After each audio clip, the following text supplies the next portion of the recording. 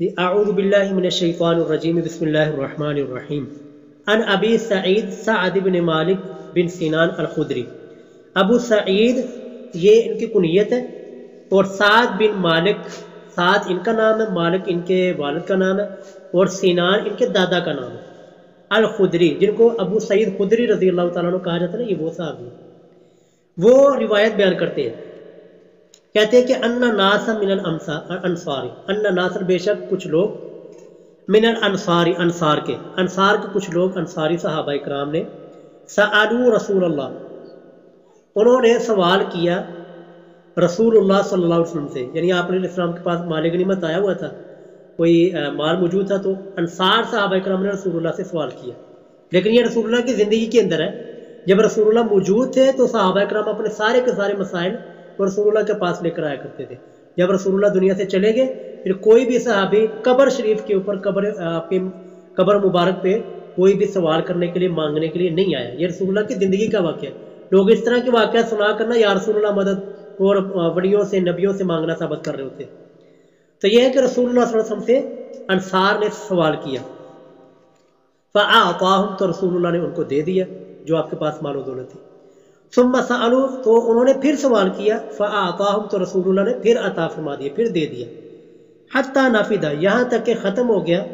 ما عنده، جو کہ رسول اللہ صلی اللہ علیہ وسلم کے پاس موجود تھا، جو مال غنیمت تھی وہ ساری کی ساری ختم ہو گئی۔ فقال، تو پھر رسول اللہ صلی اللہ علیہ وسلم نے ارشاد فرمایا، لہم، ان اپنے انصار صحابہ کو، حین انفق، جب رسول اللہ نے خرچ کر دیا، کل شیء، ہر چیز، بیدہ، جو کہ رسول اللہ کے پاس موجود تھی، جو رسول اللہ کے پاس تھی، آپ نے جب وہ ساری کی ساری چیزیں خرچ کر دی تو اس وقت رسول اللہ نے فرمایا ما یکن عندی، نہیں ہوتا میرے پاس، من خیرن، کوئی بھی خیر، خیر کے سے مراد یہاں پر مال ہے، کہ میرے پاس جب بھی کوئی بھی مال ہوتا ہے، فلن ادخیرہ، تو میں اس کو ذخیرہ نہیں کرتا، اس کو سنبھال کر کے نہیں رکھتا، ذخیرہ نہیں کرتا، عنکم، تم سے۔ یہ رسول اللہ نے فرمایا کہ جب میرے پاس مال ہوتا ہے تو میں اس کو ذخیرہ نہیں کرتا، سٹاک نہیں کرتا، بلکہ میں اس کو لوگوں میں خرچ کرتا ہوں۔ وَمَن يَسْتَعْفِفْ، اور جو کوئی پاک دامنی اختیار کرتا ہے، یعنی سوال کرنے سے بچتا ہے، مانگنے سے بچتا ہے،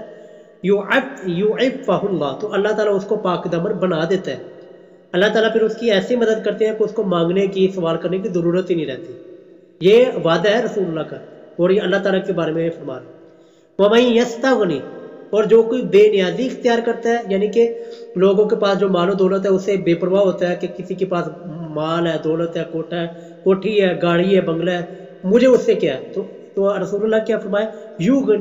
یغنی اللہ، تو اللہ تعالیٰ اس کو بے پرواہ کر دیتا ہے، اس کو مستغنی کر دیتا ہے، اس کو کسی کو کوئی پرواہ نہیں رہتی، کسی کے مال کی، کسی کے عہدے کی، کسی کی دولت کی، اس کو کوئی پرواہ نہیں ہوتی،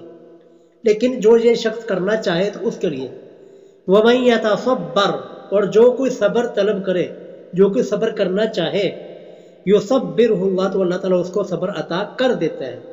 وما اعطی، اور جو کچھ اور نہیں عطا کیا گیا، احد، کسی ایک کو، عطا، کوئی بھی عطیہ، کوئی بھی اچھا تحفہ، خیرن، جو کہ بہتر ہو، واوسع، اور زیادہ وسعت والا ہو، من الصبر، صبر سے۔ یہ اس حدیث اور آیت کی وجہ سے میں نے کہا تھا کہ سب سے مشکل ترین عبادت وہ صبر ہے۔ دیکھیں یہاں پر بھی رسول اللہ نے فرما دیا کہ صبر سے بڑھ کر بہترین چیز اور بہترین عطیہ اور تحفہ وہ کوئی بھی عبادت اور کوئی بھی چیز نہیں ہے، جس کو اللہ تعالیٰ نے صبر کرنے کی توفیق عطا فرما دی، تو اس سے بڑھ کر کوئی بھی چیز انسان کے پاس تحفے کے طور پر اور عطیہ کے طور پر اللہ تعالیٰ کی طرف سے نہیں ہے، تو اس لیے صبر بہت ہی عظیم الشان عبادت ہے۔ یہ اگلی حدیث تھی، ان ابی یحییٰ صہیب بن سنان، ابو یحییٰ صہیب بن سنان رضی اللہ تعالیٰ عنہ سے یہ حدیث مروی ہے، وہ فرماتے ہیں، قال رسول اللہ، یہ حدیث جی بڑی توجہ کے ساتھ سننے والی ہے، آپ کے لیے، میرے لیے اور تمام لوگوں کے لیے، آج کے لوگوں کے لیے حدیث ہے۔ قال رسول اللہ صلی اللہ علیہ وسلم نے ارشاد فرمایا، عجباً، بہت ہی اچھا، عجیب ہے، لامر المؤمن، مومن کا معاملہ، کہ مومن کا معاملہ بڑا ہی عجیب ہے، ان امرہ کلہ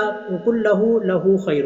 کہ سارے کا سارا معاملہ، ان امرہ، کہ بے شک اس مومن کا معاملہ، کلہ، سارے کا سارا، لہو، اس مومن کے لیے، خیر، وہ بہتری کا ہی ہوتا ہے، بہتری کا کیسے ہوتا ہے جی؟ بہتری کا ایسے ہوتا ہے ولیس ذالک، رسول اللہ نے فرمایا ولیس ذالک، اور یہ جو فضیلت ہے کہ مومن کا معاملہ ہر حال میں اچھا ہی ہوتا ہے، خیر والا ہوتا ہے، یہ والا معاملہ ولیس ذالک، یہ کسی کافر کے لیے نہیں ہوتا، ولیس ذالک لاحد، یہ کسی اور کے لیے نہیں ہوتا، الا للمؤمن، سوائے مومن کے، یہ جو معاملہ سوائے مومن کے کسی اور کے ساتھ نہیں ہوتا، کسی کافر کے ساتھ، کسی مشرک کے ساتھ، کسی اور بندے کے ساتھ نہیں ہوتا سوائے مومن کے۔ کیا ہوتا ہے یہ آگے، ان اصابتہ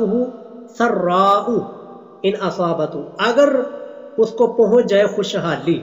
اگر کوئی خوشحالی، مانو دولت اس کے پاس ہے، امیری ہے، خوشحالی ہے، تو کیا کرتا ہے شکرا، تو وہ مومن شکر ادا کرتا ہے، فکان خیر لہ، تو یہ شکر ادا کرنا اس کے حق میں بہتر ہو جاتا ہے، ٹھیک ہے۔ وَإِنْ أَصَابَتْهُ، اور اگر اس مومن کو پہنچ جائے ضراء، کوئی تکلیف، کوئی بدحالی، کوئی پریشانی پہنچ جائے، صبر، تو مومن صبر کرتا ہے، فکان خیر لہ، تو اس کا یہ صبر کرنا اس کے لیے بہتر ہو جاتا ہے۔ یعنی کہ دیکھیں جی مومن جو ہے نا، مومن اس کے لیے رسول اللہ نے کتنی بشارتیں بیان فرمائی ہے کہ ہر معاملہ خیر ہے، مال و دولت آیا، روٹی کھائی، کھانا کھایا، مکان آیا، اللہ کی کوئی نعمت آئی، اس پر شکر ادا کیا، اور اگر کوئی چیز تکلیف آ گئی، پریشانی آ گئی، کوئی مصیبت آ گئی، کوئی آزمائش آ گئی، اس کے اوپر صبر کیا، اس کے اوپر بھی اجر ہے، شکر کرنے پر بھی اجر ہے اور صبر کرنے کے اوپر بھی اجر ہے۔ یہ رسول اللہ نے فرمایا کہ مومن کا سارے کا سارا معاملہ خیر ہی ہے، نعمت آئے تو شکر کرے تب بھی اس کے لیے بہتر، اور مصیبت پریشانی آئے تو صبر کرے، اس کے اوپر بھی اس کے لیے اجر ہی اجر ہے۔ جی اگلی حدیث تھی عن انس، حضرت انس بن مالک رضی اللہ، خادم رسول صلی اللہ علیہ وسلم، حضرت انس رضی اللہ تعالیٰ عنہ فرماتے ہیں، یہ حدیث جو ہے نا، یہ دماغ کے دریچوں کو کھول دینے والی حدیث ہے، یہ رسول اللہ صلی اللہ علیہ وسلم کی وفات کے بارے میں حدیث ہے۔ عن انس، حضرت انس رضی اللہ تعالیٰ عنہ سے حدیث مروی ہے، قال، وہ فرماتے ہیں لما ثقل، جب لما ثقل النبی صلی اللہ علیہ وسلم، جب رسول اللہ زیادہ بیمار ہو گئے، ثقل میں نے زیادہ بیمار ہو گئے، نبی صلی اللہ علیہ وسلم، تو جعل، تو شروع ہو گئی، یتغشاہ، آپ کے اوپر چھانی، الکرب، اضطراب اور پریشانی کی کیفیت، یعنی جب آپ علیہ السلام زیادہ بیمار ہو گئے تو پریشانی کی اور زیادہ تکلیف کی اور اضطراب کی کیفیت آپ کے اوپر چھانی شروع ہو گئی۔ فقالت فاطمہ، تو رسول اللہ صلی اللہ علیہ وسلم کی صاحبزادی اور جنتی عورتوں کی سردار سیدہ فاطمہ الزہرا رضی اللہ تعالیٰ عنہ فرماتی ہیں، وا کرب ابتا، یہ عرب کے لوگ نا جب کوئی پریشانی میں ہوتا تھا اس کو اس کے لیے استغاثہ، اس کو کہتے ہیں عربی گرامر میں استغاثہ، یعنی کہ کسی کے لیے جو ہے نا وہ آہو بقا کا اظہار کرنا،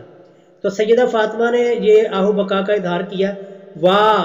کرب ابتا، ہائے میرے والد کو کتنی تکلیف ہے، وا کرب میری تکلیف، ابتا میرے ابا جان کو، میرے ابا جان کو کس قدر تکلیف اور پریشانی اور اضطراب کی کیفیت ہے۔ فقال، تو رسول اللہ صلی اللہ علیہ وسلم نے فرمایا، لیس علی ابیک، اے فاطمہ، لیس علی ابیک، نہیں ہوگی تیرے والد پر، تیرے باپ پر، کربن، کوئی بھی تکلیف، بعد الیوم، آج کے دن کے بعد، یعنی جب یہ معاملہ ہو رہا تھا اس وقت رسول اللہ نے فرمایا کہ آج کے بعد تیرے والد کے اوپر کوئی تکلیف، کوئی پریشانی، کوئی اضطراب کی کیفیت نہیں آئے گی۔ ہائے، یعنی کہ وہ رسول اللہ نے جب فیصلہ جو فرما لیا تھا دنیا سے جانے کا، تو فلما ماتا، یہ حدیث کے لفظ دیکھیے گا جی، تو حدیث حضرت انس فرماتے ہیں فلما ماتا، جب رسول اللہ دنیا سے تشریف لے گئے، جب آپ کی وفات ہو گئی، اور کہتے ہیں ساڈا نبی زندہ حاضر و ناظر ہے اور فلانا ٹمکانا، حدیث کے کیا، اسی وجہ سے تو آپ کو حدیث سے روکا جاتا ہے، نہ حدیث نہ پڑھنا، قرآن نہ پڑھنا، گمراہ ہو جاؤ گے۔ تو حدیث میں کیا لفظ ہے، فلما ماتا، جب رسول اللہ صلی اللہ علیہ وسلم فوت ہو گئے، جب آپ کی وفات ہو گئی، قالت، تو اس وقت سیدہ فرماتی ہیں، یا اباتا، اے میرے ابا جان، اجاب ربن، آپ نے اپنے رب کی دعوت کو قبول کر لیا، دعاہ، جب اس رب نے آپ کو بلایا، کب بلایا تھا کہ جب کوئی بھی نبی فوت ہوتا نا تو اس نبی کو اختیار دیا جاتا ہے، چاہے وہ دنیا کے اندر رہ لے، چاہے وہ اللہ تعالیٰ کی ملاقات کو پسند کر لے، اور یہ رسول اللہ کو بھی اختیار دیا گیا تھا۔ وہ مشہور واقعہ اور حدیث آپ نے سنی ہوئی نا، جو موسیٰ علیہ السلام نے وہ ملک الموت کے اوپر منہ کے اوپر تھپڑ مار دیا تھا، وہ اسی وجہ سے ہوا تھا کہ وہ اختیار دیا جاتا ہے پہلے نبی کو، ٹھیک ہے۔ تو حضرت سیدہ اسی کی طرف اشارہ فرما رہی ہے کہ اللہ تعالیٰ نے آپ کو اپنی طرف بلایا، تو آپ نے اللہ تعالیٰ کی دعوت کو لبیک کہتے ہوئے اللہ کے پاس چلے گئے. یا ابتا، اے میرے ابا جان، جنت الفردوسی، جنت الفردوس مأواہ آپ کا ٹھکانہ ہے. یا ابتا، یہ رسول اللہ کی وفات کے بعد جو ان کی بیٹی صاحبزادی نا، وہ غم اور پریشانی کے اندر یہ جملے آپ کو یاد کر کے، رسول اللہ کو یاد کر کے یہ جملے ارشاد فرما رہی ہیں. یا ابتا، اے میرے ابا جان، الا جبریل، جبریل علیہ السلام کی طرف، ننعاہ، ہم ان کو موت کی خبر دیں گے. یعنی کہ ایک اضطراب کی، پریشانی کی کیفیت کے اندر یہ باتیں وہ ان کی زبان سے جاری ہو رہی. تو فلما دفنا، جب رسول اللہ کو دفن کر دیا گیا، قالت فاطمہ، تو سیدہ فاطمہ رضی اللہ تعالیٰ عنہ نے فرمایا، یہ حضرت انس جو کہ رسول اللہ کو دفن کرنے میں شریک تھے صحابہ کرام، ان کو کہتی ہیں اطابت انفس، دیکھیں جی کیسے دلوں کو چیر دینے والے جملے ہیں سیدہ کے. کہتی ہیں اطابت انفسکم، او کیسے راضی ہو گئے، کیسے پسند کر لیا تمہارے نفسوں نے، کیسے راضی ہو گئے تمہاری جانیں، ان تحسو، یہ کہ تم ڈال دو مٹی، علی رسول اللہ، رسول اللہ صلی اللہ علیہ وسلم پر، التراب، مٹی، یعنی کہ کیسے تمہارے نفسوں نے یہ کیسے گوارا کر لیا کہ رسول اللہ کو دفن کر کے اوپر مٹی ڈال دو، یہ کیسے ہو گیا. ہائے اللہ اکبر. دیکھیں جی سیدہ فاطمہ رضی اللہ تعالیٰ عنہ پریشان ہو، غم کی کیفیت ہو، اور ہمارے مولوی ادھر خوشیاں منا رہے ہوں اور کہتے ہیں جی ساڈے نبی حاضر ناظر اور ہمارے نبی، او بھابی او کرن، جن کے نبی فوت ہو گئے، ہمارے نبی تو زندہ ہے. جبکہ حدیث میں کیا آ رہا ہے، فلما مات، جب رسول اللہ صلی اللہ علیہ وسلم فوت ہو گئے، فلما دفن، جب رسول اللہ کو دفن کر دیا گیا. تو اس لیے حدیث کے اندر جو دین ہے اس دین کو فالو کریں. یہ آخری حدیث پڑھ کر جی بات کو ختم کرتے ہیں. یہ تھوڑی سی لمبی حدیث بھی ہے، اور یہ جو حدیث ہے نا جو ابھی ہم پڑھنے لگے ہیں، یہ بہت ہی اہم حدیث ہے. اس لیے اہم ہے کہ ہم جو ہے نا کسی کی فوتگی پہ جا کر وہ اپنے مصنوعی بنائے ہوئے جملے نا ان کو کہتے ہیں او جی اللہ کی مرضی، اور کوئی نہیں جی سارے نے دنیا تو جانا. یہ جملے کہنے کی بجائے جو رسول اللہ نے یہاں پر اس حدیث میں جو ہم پڑھنے لگے نا، اس حدیث میں جو ہماری تعلیم فرمائی نا، ہمیں وہ جملے کہنے چاہیے کہ جب ہم کسی فوتگی پر جائیں، کسی کے تعزیت کے لیے جائیں، تو اس وقت ہمیں کیا لفظ کہنے چاہیے، کس طرح ان کو تسلی دینی چاہیے، یہ والی حدیث میں. جی دیکھیے جی، ان ابی زید اسامہ بن زید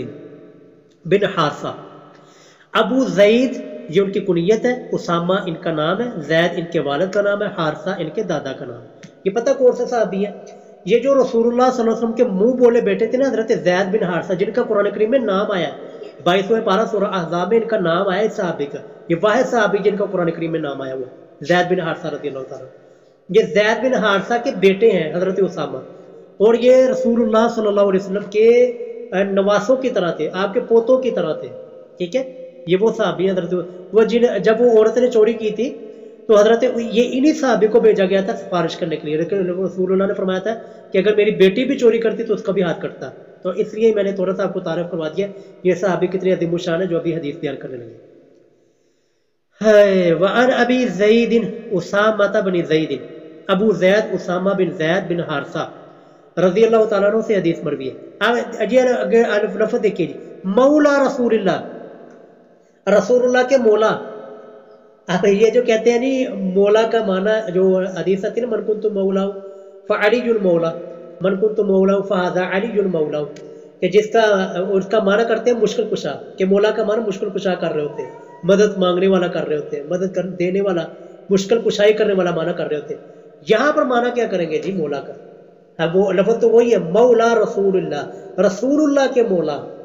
تو کیا معنی کریں گے جی؟ جو لفظ مولا ہے نا جی، مولا، یہ اس بارے میں نے جمعے کے خطبے میں بھی عرض کیا تھا، ابھی پھر آپ یاد رکھیے گا. یہ لفظ مولا ایسا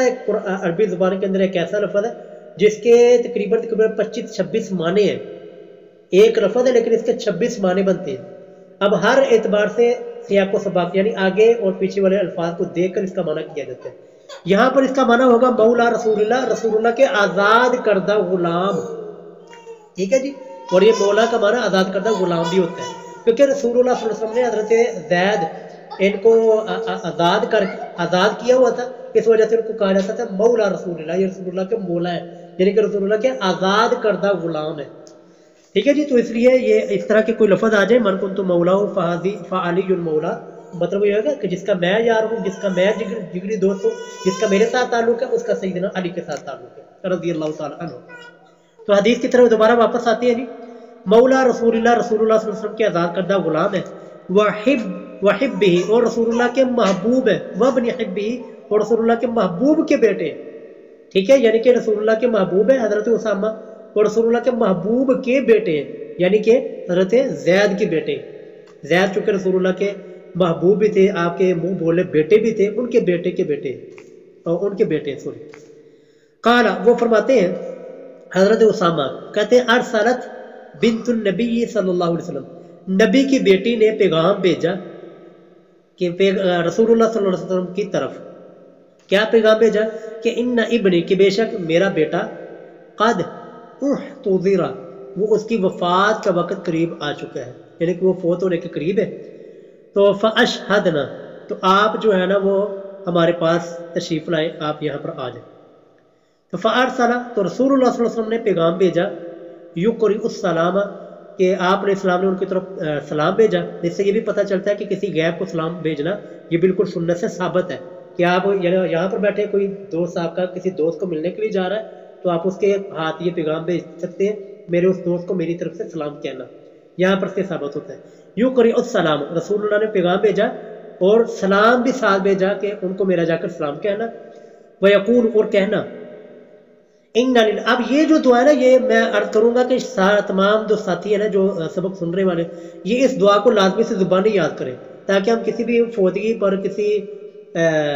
تعزیت کے لیے جائیں تو اپنے بناوٹی جملے کہنے کی بجائے او جی اللہ دی مرضی، یہ بس ساری دنیا نے تو جانا ہی جانا، یہ جملے کہنے کی بجائے نا، یہ جو رسول اللہ صلی اللہ علیہ وسلم نے ہمیں سکھایا نا جملے اور یہ دعا، یہ ہمیں پڑھ کے اس کو تسلی دینی چاہیے. یہ دیکھیں جی، ان للہ ما اخذ، یہ والی دعا، ان للہ ما اخذ وله ما اعطى وكل شيء عنده باجل مسمى فلتصبر ولتحتسب. جب بھی کسی میت پر آپ جنازے پہ گئے ہوں، تعزیت کے لیے گئے ہوں، کسی کی فوتگی کے اوپر گئے ہوں، اس وقت یہ دعا پڑھ کے اس کو تسلی دینی چاہیے. جی ترجمہ دیکھ لیجیے اس دعا کا. ان للہ، بے شک اللہ تعالیٰ ہی کا ہے، ما اخذ، جو اس اللہ نے لے لیا، یعنی